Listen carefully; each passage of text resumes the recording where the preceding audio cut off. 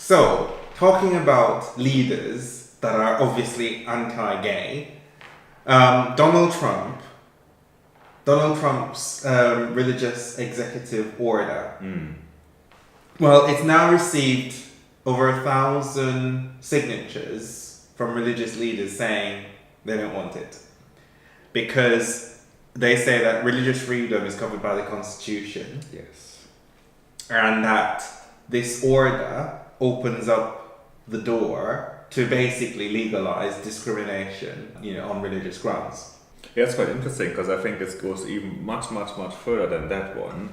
Because what he's trying to do is to change the Johnson Amendment to the Constitution, which actually says that organizations who are of charitable nature, so ex churches, can't form political opinions.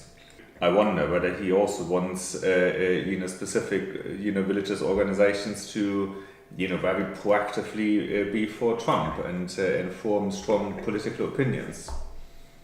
And then isn't the order also connected around the entire topic around contraception?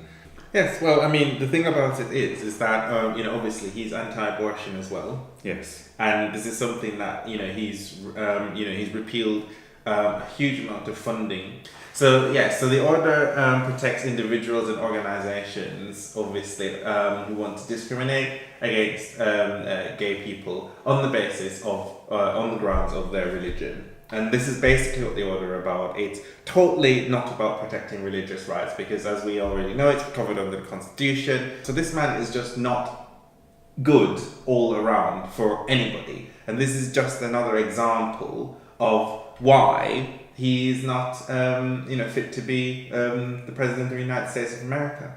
Absolutely. And what I actually find astonishing is that regardless, he does outrageous things, pretty much on a day-to-day basis.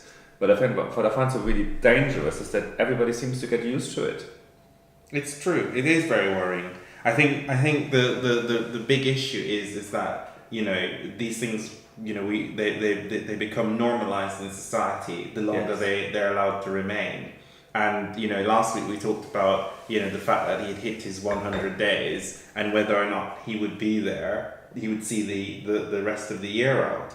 We going massive steps backwards, as a society, and not just in the US. Whatever he's doing, very unfortunately, has a much wider impact than just on the United States. As a world leader, you have a responsibility to do the right thing, to say the right things, and of course, to set the tone and the normalization of his rhetoric, which is hateful and totally anti-LGBT, among other things.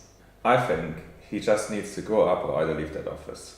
I think he needs to leave the office. I don't mind if he grows up or not. I just think we don't need any more of Donald Trump than we currently have. Donald Trump, this is my message to you. Just get out of the White House and do us all a favor.